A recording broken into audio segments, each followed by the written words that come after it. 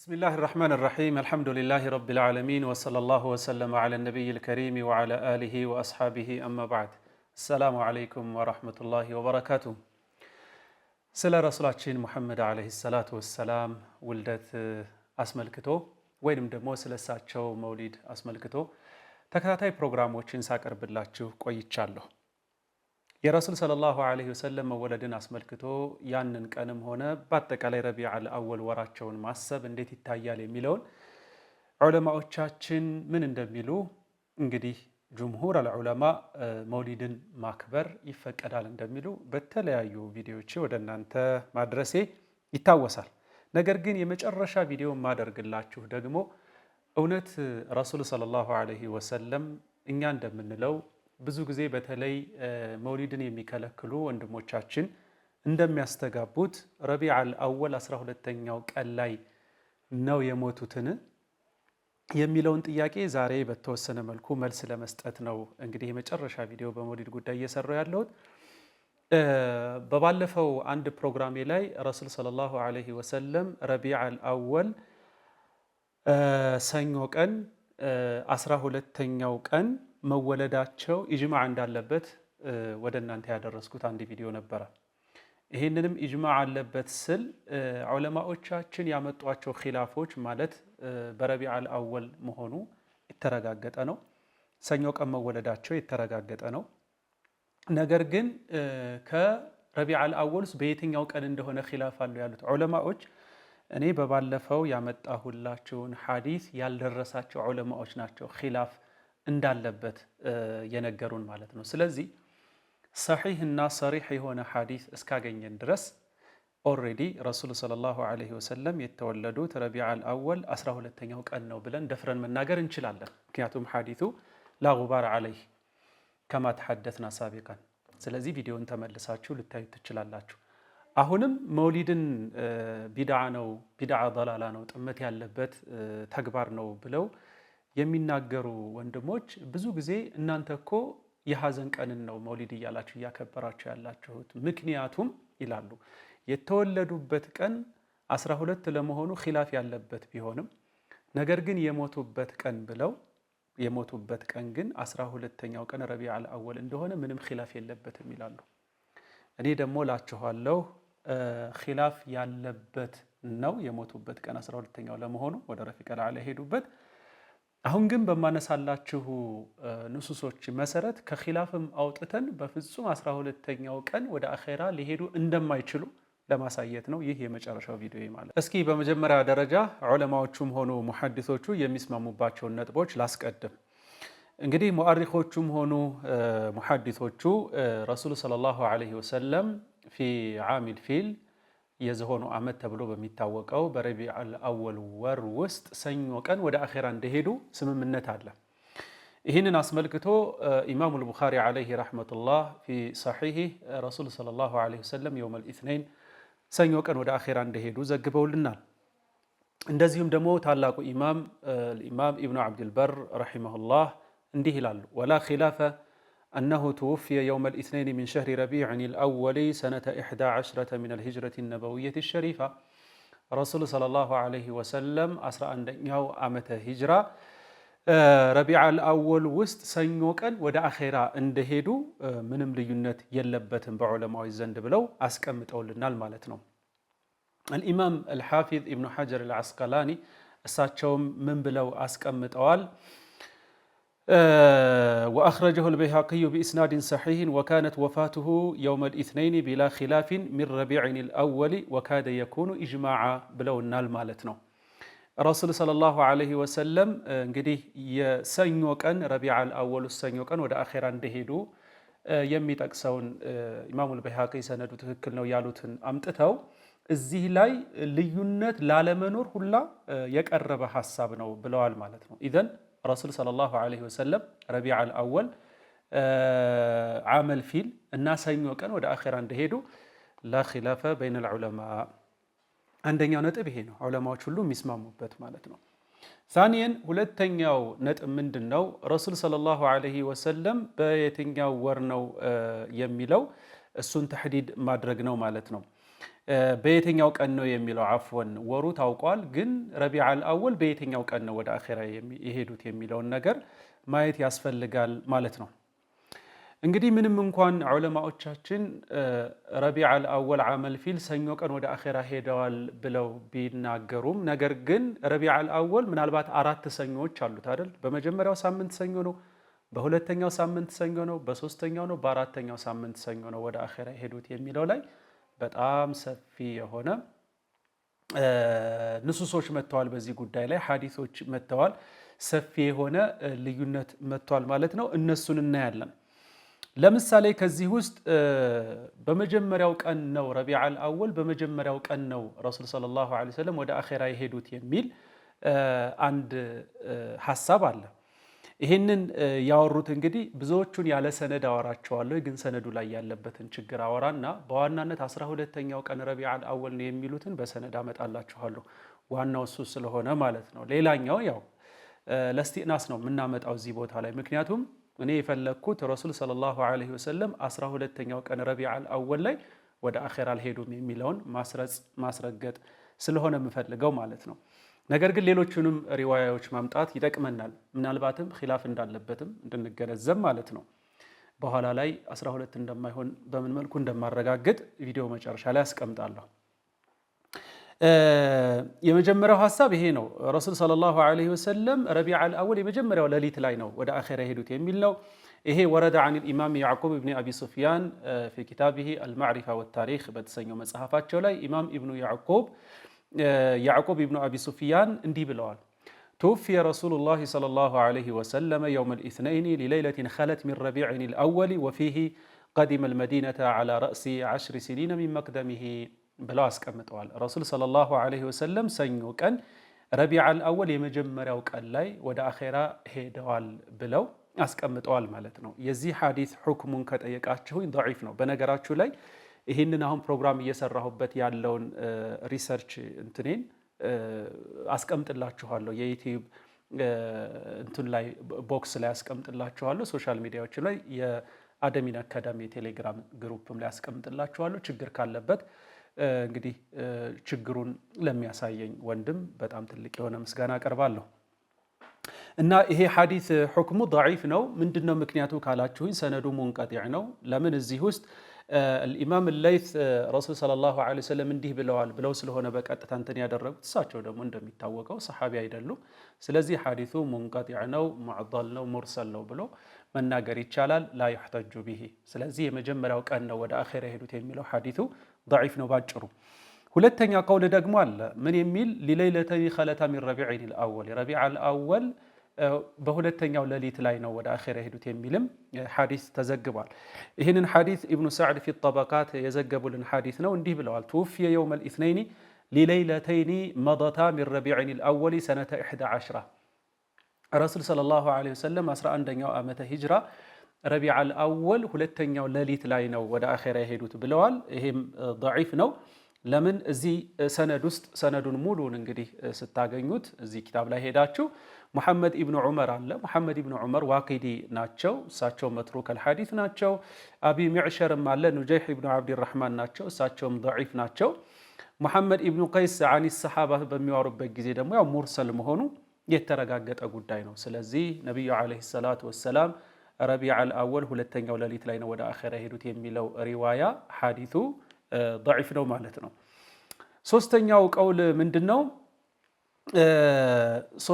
ቀውል ምንድነው? እዚሁ ላይ ረሱል ሰለላሁ ዐለይሂ ወሰለም በሁለተኛው ሌሊት ነው የሄዱት የሚለው ላይ الإمام الطبري في تاريخه ያወሩልን አንድ አለ።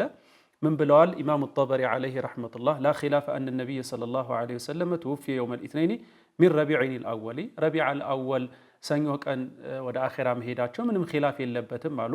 غير أنه اختلف في أي الأثانين كان موته صلى الله عليه وسلم ግን ከአራቶቹ ረቢዓል አወል ውስጥ ካሉ ከአራቶቹ ሰኞች በየትኛው ሰኞ እንደሄዱ እሱ ላይ ኺላፍ አላሉና ወዘከረ ሐዲሰን ضعيفا እዚህ ላይ ضعيف የሆነን ሐዲስ አምጥተዋል። አጠቃላይ ሐዲሱ ضعيف ነው። ለምን ከተባለ ሂሻም ኢብኑ ሙሐመድ የሚባል አለ። እሱን እንግዲህ ዳረቁጥኒም ሆኑ ኢማሙ ዘሃቢ ضعيف ነው ብለውታል። አቢ መክነፍ አለ ሉጥ ኢብኑ ይሕያ ማለት ነው። እሱም መትሩከል ሐዲስ በመሆኑ ምክንያት ይሄም ሐዲስ ላ ዩሕተጁ ቢሂ። ሌላው በአስረኛው ቀን ነው የሚልም ሌላ እንትን አለ። ረሱል ሰለላሁ ዐለይሂ ወሰለም 10ኛው ቀን ላይ ነው ወደ አኼራ የሄዱት ረቢዑል አወል ውስጥ የሚል አለ። ይህንን ኢብኑ ከሲር ናቸው ይህን ሐዲስ የዘገቡት። ወማተ የውመል ኢስነይኒ ሊዐሽሪን ኸለውነ ሚን ረቢዕል አወሊ ረቢዑል አወል 10ኛው ሌሊት ላይ ነው ወደ አኼራ የሄዱት የሚል አለ። ይሄም ደዒፍ ነው። ለምን? ሰነዱ ውስጥ ሰይፍ ኢብኑ ዑመር አለ፣ ደዒፍ ነው። መሐመድ ኢብኑ ዑበይድላህ አልዓርዘሚ ያለ እሱም መትሩክ ነው። ስለዚህ ይሄም ላ ዩሕተጁ ቢሂ ብለን እናልፈዋለን ማለት ነው። ሌላውና እንግዲህ በዋናነት ማየት የሚጠበቅብን 12ኛው ሌሊት ላይ ነው ወደ አኼራ የሄዱት የሚለው ነው ማለት ነው። እዚህ ላይ ኢብኑ ሰዕድ ፊ ጠበቃት በተለያዩ ሰነዶቻቸው ያመጡልን ሐዲቶች አሉ። ከነ ሰነዱን ይሄን ማነበው ኢብኑ ሰዕድ ምን አሉ? ረሕመቱላሂ ዐለይህ አኽበረና ሙሐመድ ብኑ ዑመር ቃለ ሐደሰኒ ዐብዱላህ ብኑ ሙሐመድ ብኒ ዑመር ብኒ ዓሊይ ابن علي بن أبي طالب عن أبيه عن جده قال اشتكى رسول الله صلى الله عليه وسلم يوم الأربعاء لليلة بقيت من صفر سنة 11 وتوفي يوم الاثنين ل12 مضت من ربيع الأول. إمام ابن سعد في طبقاته عليه رحمة الله بزي سنداتشو رسول صلى الله عليه وسلم تمموا يلالو ታመሙ የውመል አርቢዓ ሮብ ቀን ማለት ነው። ሊለይለቲን በቂየት ሚን ሰፈር ከሰፈር ወር አንድ ቀን ሲቀረው ማለት ነው። ሰነተ 11ኛው ዓመተ ሂጅራ ላይ ከዚያም ወትውፍየ ወደ አኼራ ሄዱ የውመል ኢስነይኒ ሰኞ ቀን ሊሲንተይ 10 መضት 12ኛው ቀን 12 ሌሊቶች እንዳለፉ ሚን ረቢዕል አወል ከረቢዕል አወል የሚል ይሄ ሐዲስ አለ ማለት ነው። የዚህ ሐዲስ ሁክሙ ባጭሩ ደዒፍ ነው። ለምንድን ነው ደዒፍ የተባለው? ሊአነ ፊ ሰነዲሂ ሙሐመድ ብኑ ዑመር ብኑ ዋቂድ ይሄ ዘጋቢ ስላለ ነው። እሱ ደግሞ መትሩከል ሐዲስ መሆኑ የተረጋገጠ ነው። በሌላ መልኩ ደግሞ ሐዲሱ ሙርሰል ነው። ሙርሰል ነው ያልንበት ምክንያት ደግሞ ታቢዕዩ ዑመር ብኑ ዓሊ ኢዛ ረፈዐ ሐዲሰን ኢላ ረሱሊላሂ ሰለላሁ ዐለይሂ ወሰለም ካነ ለሁ ሑክሙል ኢርሳል። ሐዲስን ወደ ነቢዩ ዓለይሂ ሰላቱ ወሰላም ከፍ ካደረገ አን ነቢይ ካለ ልክ እዚህ ጋር እሽተካ ረሱሉላሂ ሰለላሁ ዐለይሂ ወሰለም እንዳለው ማለት ነው። ረሱል ታመሙ ነው ያለው፣ በመሃል ሰሓባን አልጠቀሰም ማለት ነው። ስለዚህ ሙርሰል ነው፣ ሰሓባ ያልተጠቀሰበት ሐዲስ ነው። ይሄ ያው ደዒፍ ለመሆኑ ምንም ጥርጥር የለውም ማለት ነው። ሁለተኛም ሐዲስ እንዲህ ብለው አምጥተውልናል ኢብኑ ሰዕድ ፊ ጠበቃቲህ ዓለይሂ ረሕመቱላህ አኽበረና ሙሐመድ ብኑ ዑመር ቃለ ሐደሰኒ ኢብራሂም ብኒ የዚድ ዐን ኢብኒ ጣውሰ عن أبيه عن ابن عباس قال وحدثني محمد بن عبد الله عن الزهري عن عروة عن عائشة قالت توفي رسول الله صلى الله عليه وسلم يوم الاثنين ل12 مضت من ربيع الأول. بزيهم سندات شو من دن يميلوت محمد بن عمر نجرون يالو أورون يالو الساتشو دمو إبراهيم ابن يزيد أورون يالو الساتشو دمو كطاوس يزو طاوس كأباتو دقمو عن ابن عباس كابن عباس يزون. وحدثني محمد بن عبد الله عن الزهري وحدثني تحويل السند سلالونا بهول السند نيمتاو مالتنا قال قالوا وحدثني أهونم تحويل السند لي محمد بن عبد الله كمحمد بن عبد الله يزو محمد بن عمر مالتنا تحويل السند نو عن الزهري كزهري يزو ساتشو عن عروة كعروة يزو عن عائشة كذا دمو كعائشة يزو كابن عباسنا كميت يا عائشة በሁለት በተሕዊለ ሰነድ አንድ ሐሳብ ተላለፈ ማለት ነው። ቃለት ሚት ዓኢሻ እንዲህ አለች፣ ረሱሉ ሰለላሁ ዐለይሂ ወሰለም ሰኞ ቀን 12ኛው ረቢዑል አወል 12ኛው ሌሊት ላይ ወደ አኼራ ሄደዋል ተብሎ ይህ ሐዲስ ተጠቀሰ ማለት ነው። ሐዲሱ ሁክሙ ምንድን ነው ሲባል ደዒፍ ነው። አሁንም ደዒፍ ነው። ለምን ከተባለ ሁለት ሰነድ አለ እዚህ ውስጥ። ሁለቱም ሰነድ ላይ ሙሐመድ ኢብኑ ዑመር አለበት። ሙሐመድ ኢብኑ ዑመር ደግሞ ዋቂዲ ነው። መትሩከል ሐዲስ ለመሆኑ ምንም ሸክ የለውም ማለት ነው። ሑፋዞች መትሩክ ነው ብለውታል ማለት ነው። ሌላው ኢብራሂም ኢብኑ የዚድ አለ። ኢብራሂም ኢብኑ የዚድ ሊሆን የሚችለው ከሁለት ሰዎች አንዱ ነው። ወይንም ኢብራሂም ኢብኑ የዚድ አኑኸዒ ሊሆን ይችላል፣ ወይንም ደግሞ ኢብራሂም ኢብኑ የዚድ አልኹዚ ሊሆን ይችላል ማለት ነው። ሁለቶቹም ሰዎች የመሆን እድል ካለው ሁለቶቹም ከብኑ ጣውስ በፍጹም አልዘገቡም። ኢዘን ይሄ ሐዲስ የኢንቂጣዕ ሁክም አለው ወይንም ሙንቀጢዕ ነው ማለት ነው። ሁለቶቹም ከሆኑ ከብኑ ጣውስ የመዘገብ እድል የላቸውም በጊዜ ስለማይገናኙ ማለት ነው። ሙንቀጢዕ ነው ማለት ነው። በሁለቶቹ ምክንያቶች ሐዲሱ ደዒፍ ነው። እንግዲህ ረቢዓል አወል 12ኛው ነው የሚለው አሁንም ከኸሊፈት ብኑ ኸያጥ በአቡ ዘይድ አልበልኺ እብኑል ጀውዚ ኢብኑ አቲር ኢብኑ ዓሳኪር እነዚህ ሁሉ አኢማዎች 12ኛው ቀን ላይ ነው ወደ ረፊቀል አዕላ የሄዱት የሚል ዘገባዎች አሏቸው። ሁሉም ግን ደዒፍ ናቸው ወይንም መውዱዕ ናቸው። አንዳንዶቹ ሰነድ ላይ ሙቃቲል ኢብኑ ሱለይማን አለበት ወዳዕ ነው፣ ሐዲትን ቀጥፎ የሚያስቀምጥ ነው ማለት ነው። ስለዚህ ባጭሩ ረሱሉ ሰለላሁ ዐለይሂ ወሰለም ረቢዓል አወል 12ኛው ቀን ሰኞ ቀን ወደ አኼራ ሄደዋል የሚለው ሐሳብ ደዒፍ ነው ማለት ነው። ሁሉም ደዒፎች ናቸው። የቱ ጋር ነው ታዲያ ኢጅማዑ ያለው? ረሱል ሰለላሁ ዐለይሂ ወሰለም 12ኛው ቀን ወደ አኼራ ሄደዋል የሚል የትኛው ላይ ነው ኢጅማዕ ያለበት? ያ ጀማዓተል ኸይር ማውራት ያለብን በሰነድ ስለሆነ ማውራት ያለብን መቼም እዚህ ጋር ሐዲቶች እያሉ ሰነድ ያለው ነገር እያለ ሰነድ የሌለውን ነገር ሄደን እገሌ የሚባል ሙአሪኽ እንዲህ አለ ብለን ልናመጣ አንችልም። ምክንያቱም ለውለ ሰነዱ ለቃለ መን ሻአ ማሻ፣ ሰነድ ባይኖር ኖሮ የፈለገው ሰው ተነስቶ የፈለገውን ነገር ሊናገር ይችላል። ስለዚህ በዚህ ዙሪያ ላይ የመጡ ንሱሶች አሰሮች በሙሉ 12ም ያሉ አንደኛው ሌሊት ላይ ነው፣ ሁለተኛው ሌሊት ላይ ነው፣ 8ኛው ሌሊት ላይ ነው፣ 12ኛው ነው፣ 13 ነው ያሉ በሙሉ ደካሞች ናቸው ማለት ነው። 13ኛው ሌሊት ላይ ነው የሄዱት የሚለውም ወረደ ዐንደ አልሓፊዝ አልዒራቂ ፊ ጠርሕ ተስሪብ መጽሐፋቸው ላይ እንዲህ ብለዋል። ትውፊየ የውም አልኢስነይኒ አሳሊሲ ዐሸረ ሚን ረቢዕል አወል፣ ረቢዕል አወል 13ኛው ሌሊት ላይ ወደ አኼራ ሄደዋል ብለዋል። ይሄም ደዒፍ ነው ማለት ነው። ምንም ሰነዱ ትክክል የሆነ ነገር አላገኘንም። ኢዘን መልሓል ምንድነው መፍትሄው? አሁን መፍትሄው ምንድነው ካላችሁኝ፣ መፍትሄው እንግዲህ ደካማ ሁሉም በዚህ ዙሪያ ላይ የመጡ ሐዲቶች በሙሉ ደካማ መሆናቸውን እስካረጋገጥን ድረስ የምንሄደው ወደ አንድ በጣም ወሳኝ ጉዳይ ነው የምንሄደው። ያንን ወሳኝ ጉዳይ መጀመሪያ ኢማሙል ቡኻሪ አንድ በጣም የሚገርም ሐዲስ ሰሒሓቸው ላይ ዘግበውልን እናገኛለን። ከዚህ ሐዲስ ተነስተን አሁን ወደ መናገር ወደ ፈለኩት ሐሳብ ይዣችሁ አመራለሁ ማለት ነው።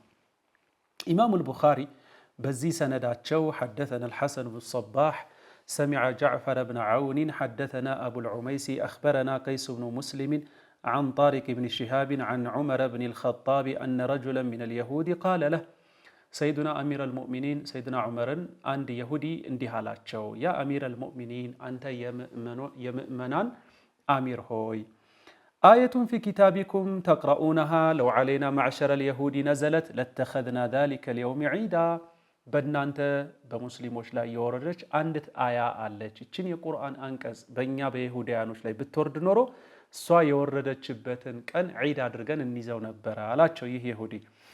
ቃለ አዩ አያ፣ የትኛውን አያ የትኛውን አንቀጽ ነው የምትለው ብለው ሰይዱና ዑመር ጠየቁት ይህንን የሁዲ። ቃል እንዲህ አላቸው ይሄ የሁዲ አልየውመ አክመልቱ ለኩም ዲነኩም ወአትመምቱ ዐለይኩም ኒዕመቲ ወረዲቱ ለኩም ልኢስላመ ዲና። ይህንን አያ ቀራላቸው አላሁ ስብሓነሁ ወተዓላ ዛሬ ጸጋዬንና ዲኑን ሞላሁላችሁ የሚለውን ማለት ነው። ቃለ ዑመሩ መሐለ ሻሂዳችን ይሄ ነው። ሰይዱና ዑመር እንዲህ አሉ፣ ቀድ ዐረፍና ዛሊከ ልየውም፣ በእርግጥም እኮ እቺ አያ የወረደችበትን ቀን አውቀነዋል አሉት። ወልመካን አለዚ ነዘለት ፊሂ፣ የወረደችበትንም ቦታ አውቀነዋል አሉ። ዐለ ነቢይ ሰለላሁ ዐለይሂ ወሰለም፣ በነቢዩ ላይ የወረደችበትን ቀን። ወሁወ ቀኑና ሰዓቱ ቃኢሙን ቢዐረፈተ፣ ወሁወ አይ ረሱል ዐለይሂ ሰላቱ ወሰላም ረሱል ቃኢሙን ቢዐረፈተ የውመ ጁሙዓ፣ ዓረፋ ላይ ቆመው ሳሉ ጁሙዓ ቀን ነው የወረደችው አሉ። ሶስት ነገር ጠቆሙን እዚህ ቦታ ላይ። አንደኛ አያው የወረደው ዓረፋ ቀን ነው። ዓረፋ ቀን ስንል ባይ ዲፎልት ዓረፋ ቀን 9ኛው ዚልሒጃ ላይ እንደሚቆም ደግሞ ኦልሬዲ በመፍሁም ደረጃ እናገኛለን። ሌላውና ሶስተኛው ጉዳይ ደግሞ ጁሙዓ ቀን እንደሆነ፣ ይሄ በጣም ትልቅ የሆነ አሁን የነቢዩን ዓለይሂ ሰላቱ ወሰላም ህልፈተ ሞት ወይንም ወደ ረፊቀል አዕላ የመሄዳቸውን ቀን ለማወቅ ትልቅ በውሰላ እዚህ ቦታ ላይ ያገኘን ማለት ትልቅ ጠቋሚ ነጥብ እዚህ ቦታ ላይ ያገኘን ማለት ነው። ስለዚህ በቀጥታ የምንሄደው ወደ ምንድን ነው? ወደ ሂሳብ ነው የምንሄደው ማለት ነው። ጨረቃን ወደ ማጥናት ወደ ፈለክ ምርምር ነው የሚወስደን ማለት ነው። ለምንድን ነው ወደዛ የምንሄደው? በጣም ቅርብ የሆነ ለረሱል ሰለላሁ ዐለይሂ ወሰለም ህልፈተ ሞት ወደ ረፊቀል አዕላ ለመሄድ ቅርብ የሆነ ምንም የማያወላዳ የሆነ ሐዲስ አገኘን ፊ ሰሒህ አልቡኻሪ የመጣ ያም ረሱል ሰለላሁ ዐለይሂ ወሰለም ዓረፋ ቀን 9ኛው ዙልሒጃ ላይ ቆመው ይህ አያ እንደወረደ ያ ቀን ደግሞ ጁሙዓ ቀን እንደሆነ ዋና ሚስጥሩ እዚህ ላይ ነው።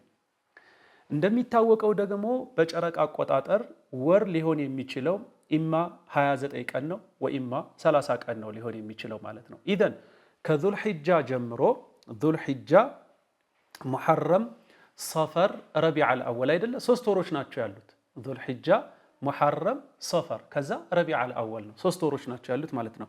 እነዚህ 3 ወርን ወደ ፈለክ አቆጣጠር ለዚህ ማንም ሳይንቲፊካሊ መሄድ አይጠበቅብንም። ማንም ዓዲ የሆነ ሰው ጁሙዓን ቀን 9ኛው ዙልሒጃ አድርጎ እየቆጠረ መሄድ ይችላል። 1 2 3 እያለ ከዚያ የወሩን መጨረሻ ይዝና አሁንም ደግሞ የወሩን መጀመሪያ ደግሞ ከዛኛው እያደረገ እየቆጠረ መሄድ ይችል ይሆናል። እነዚህ 3 ወሮች ላይ ጨረቃ ጎሎም ጨረቃ ሞልቶም 30 ቀን ሆኖ ሲጎድል 29 ነው፣ ሲሞላ 30 ቀን ነው። ከዚህ ውጭ ሊሆን ስለማይችል ማለት ነው። ስንቆጥረው 4 አይነት እንትን ነው አፕሮች ነው ወይንም ደግሞ 4 አይነት ፕሮባቢሊቲ ነው ሊመጣ የሚችለው ማለት ነው። ኢማ እነዚህ 3ቱ ቀኖች ዙልሒጃ፣ ሙሐረምና ሶፈር ሙሉ ሆነው 30 ሆነው ሊመጣ ይችላል። አንድ ይሄ በጣም ናዲር ነው ሁሉም ሙሉ የመሆን እድሉ። ወኢማ ደግሞ 30ውም ቀን ጎሎ ሊመጣ ይችላል። ይሄም በጣም ናዲር ነው 29 ሆኖ ይሄም ናዲር ነው። ለማንኛውም ሁለተኛ ፕሮባቢሊቲ።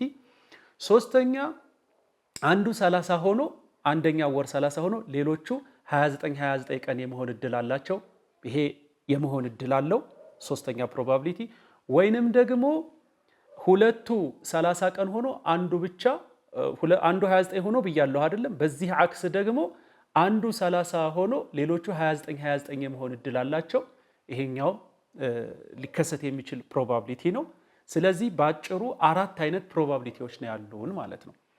4ቱንም ፕሮባቢሊቲዎች በምናጠናበት ጊዜ ለምሳሌ 30 29 እና 30 ማለትም ዙልሒጃ 30 ቀን ሞልቶ ከዚያ በኋላ ሙሐረም 29 ቀን ሆኖ ከዚያ በኋላ ሶፈር 30 ነው ብለን ብናስብ የውሙል ኢስነይን ምክንያቱም ረሱል ሰለላሁ ዐለይሂ ወሰለም ሰኞ ቀን ወደ አኼራ መሄዳቸው ምንም ጥርጥር የለውም። ሰኞ ቀን ሆኖ 12ን ቀን እናገኛለን ወይ ብለን ስናጠና በፍጹም አናገኝም። ኢማ 7ኛው ቀን ረቢዐል አወል ነው ሰኞ ቀን ሆኖ ሊያገኙት ሰኞ ቀን ሆኖ ሊገኝ የሚችለው ወኢማ 12ን ቀን ዘሎ 14ኛው ቀን ላይ ነው ረቢዐል አወል ውስጥ ሰኞ ልናገኝ የምንችለው። ከዛ በኋላ ያሉት ያው 12ን ስላለፋችሁ ቁጠሩት አያስፈልገንም። ይሄ መቼ ነው? እናንተ ስክሪፕቶና ወረቀት ይዛችሁ እንድታስቡት ስለፈለኩኝ ነው። 30 29 እና 30 የሚልን ደውር ከተከተልን ነው። ሌላ ምናልባት 29 30 እና 29 የሚለውን ከተከተልን ደግሞ የውመል ኢስነይን ላይ ሆኖ የምናገኘው ረቢዐል አወል አንድን ነው የምናገኘው። ረቢዐል አወል አንድ የሚል አንድ ሪዋያ ቅድም ነግሬያችኋለሁ ከሱ ጋር ይገጥማል። ያ ሪዋያው ضعيف ቢሆንም ማለት ነው። አንድን እናገኛለን ወይንም 8ን እናገኛለን። 8 የሚልም ሪዋያ አለ። ወይንም ደግሞ 12ን ዘሎ 15 ላይ ነው የሚሆነው። ምን ስንቆጥር ማለት ነው 29 ጨረቃ ሲሆን ከዛ ቀጥሎ ጨረቃ 30 ሲሆን ከዛ ቀጥሎ 29 ሲሆን ማለት ነው። መርሐባ። ሶስተኛው እንከተል። ሶስተኛው ደግሞ 30 30 30 የመሆን እድል ካለ ይሄ በጣም ናዲር ነው። ለማንኛውም ግን ማስላት ስላለብን የውመል ኢስነይን ሆኖ ሰኞ ቀን ሆኖ 6ን ቀን ነው የሚያገኘው በመጀመሪያው ሳምንት። ከዛ ሁለተኛው ሳምንት ላይ 13ን ቀን ነው የሚያገኘው።